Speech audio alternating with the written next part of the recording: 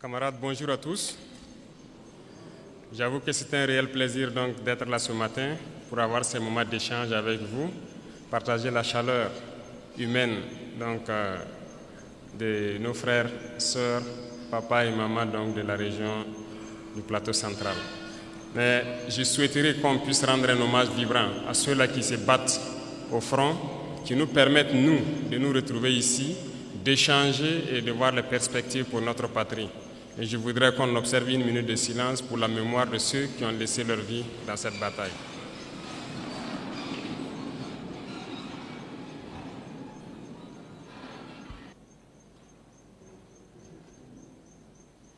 Je vous remercie.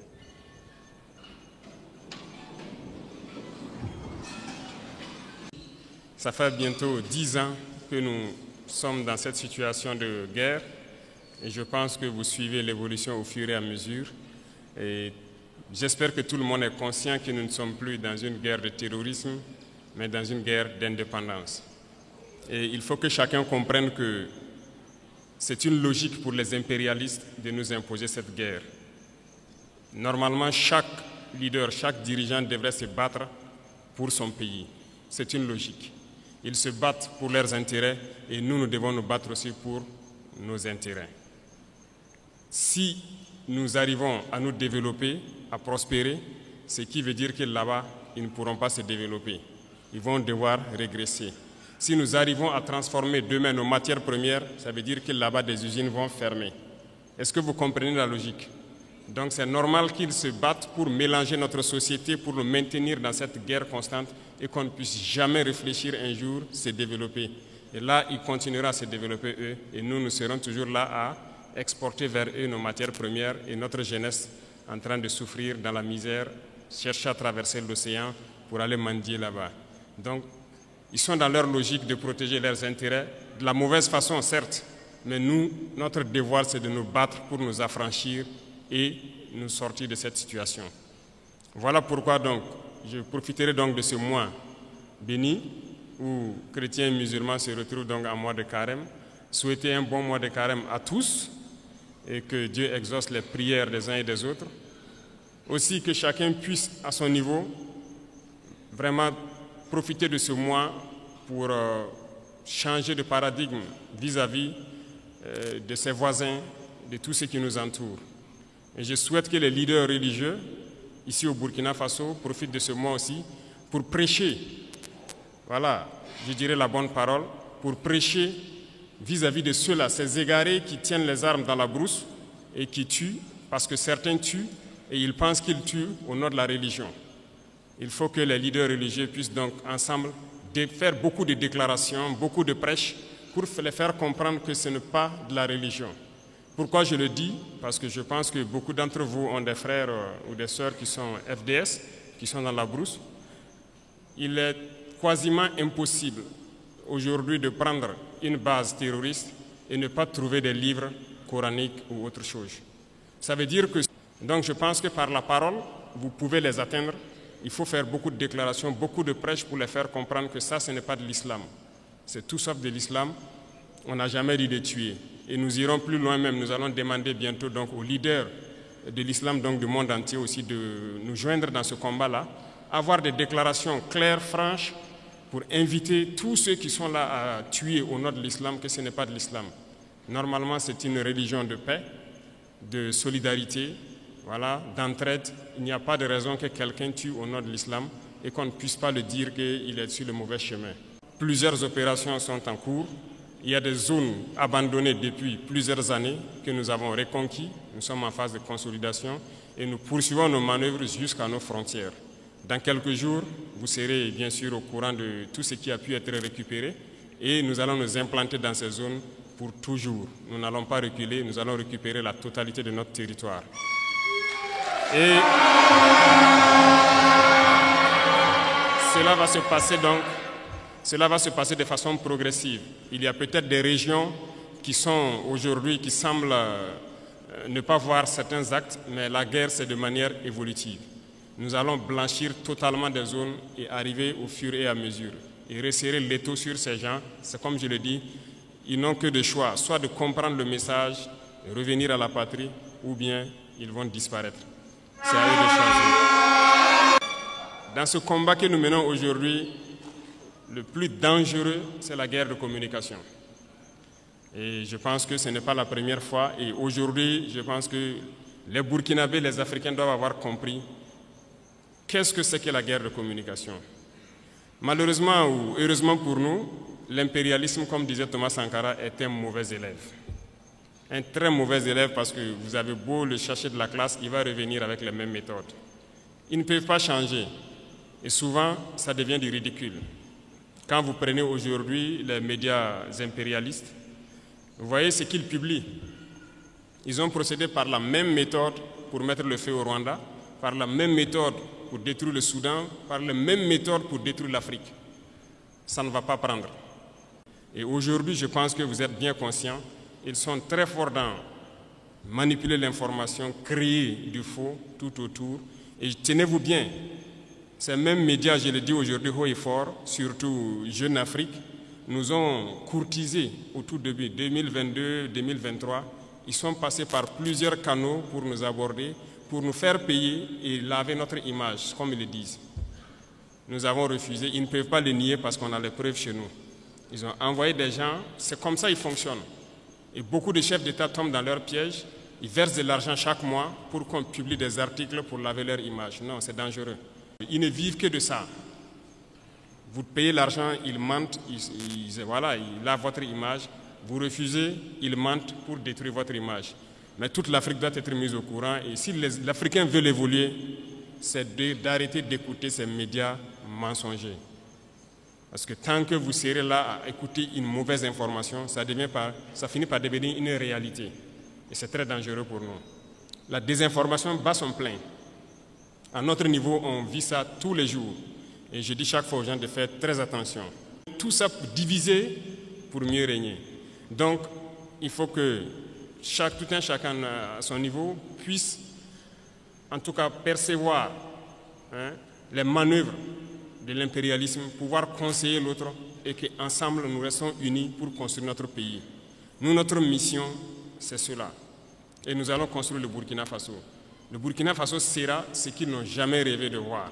L'Afrique doit se réveiller, l'Afrique doit quitter ces situations de conflit. On nous a assez manipulés, on nous a assez mis en conflit les uns contre les autres pour nous piller. Aujourd'hui, au Burkina Faso, ils ont une certitude. Le terrorisme, c'est presque fini. Qu'est-ce qu'il faut faire? Soit créer une rébellion ou créer une guerre civile. C'est ça. Et ils sont dans la manœuvre pour ça. On les attend. Et il faut que chacun, à son niveau, fasse attention. Parce que si les gens se laissent manipuler, on va les aligner, on va les allumer comme les autres aussi. La manipulation ne doit pas passer. On a un objectif à atteindre, on va atteindre l'objectif. C'est la mission qui nous est assignée actuellement.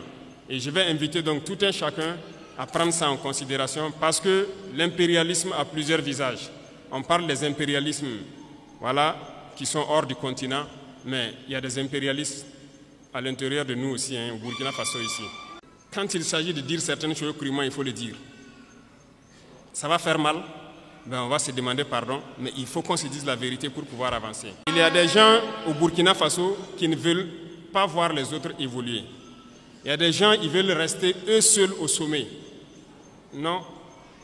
Nous avons décidé de rendre l'État un peu plus fort et de partager les richesses. Parce que l'intoxication a commencé déjà quand on a commencé à mettre en place l'initiative Faso Mebo. Beaucoup d'entrepreneurs ont commencé à intoxiquer la jeunesse et tout ça. Non. Nous, on a donné des marchés. On a donné des marchés de route, non? On est à quel niveau? Les taux d'exécution, pour la plupart, ce n'est pas bon. Le ministre a fait dernièrement une sortie, une tournée. Vous avez tous suivi à la télé. Ça ne va pas trop.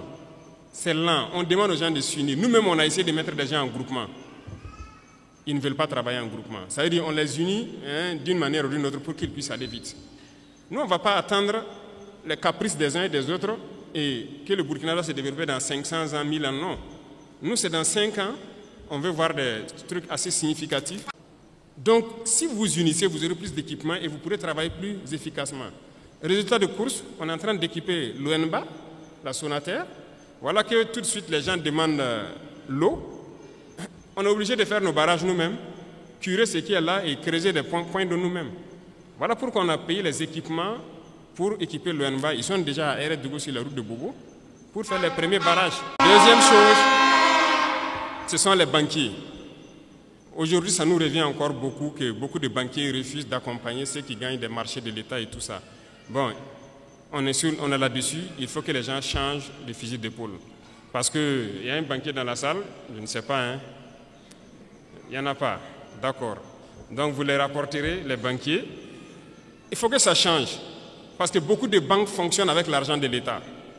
On a demandé aux banquiers de rétrocéder une partie, donc c'est ce qu'on appelle les dépôts à terme, les DAT. Ce sont les sociétés d'État qui déposent leur argent dans les banques. On veut notre argent pour faire du travail. Les gens trouvent qu'ils ne peuvent pas donner l'argent parce que ça va affaiblir leur banque. Mais chaque année, les banques ont réalisé tant de milliards d'intérêts nets. L'autre jour à la télé, j'ai regardé une banque qui fait aussi des milliards d'intérêts, ils se partagent. Non. Soit on se comprend vraiment autour d'une table, ou bien nous on va passer à une autre méthode. Et ce matin, je tenais à faire cette déclaration pour que vous compreniez que la bagarre qui va commencer, la poussière va se soulever comme on aime le dire. Mais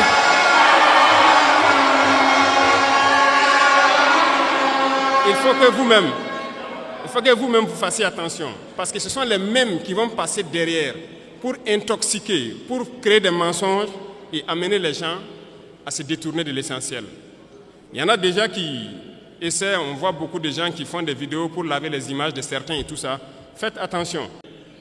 Et il y a beaucoup de petites entreprises qui ferment parce qu'ils n'arrivent pas à payer les salaires des employés et tout ça.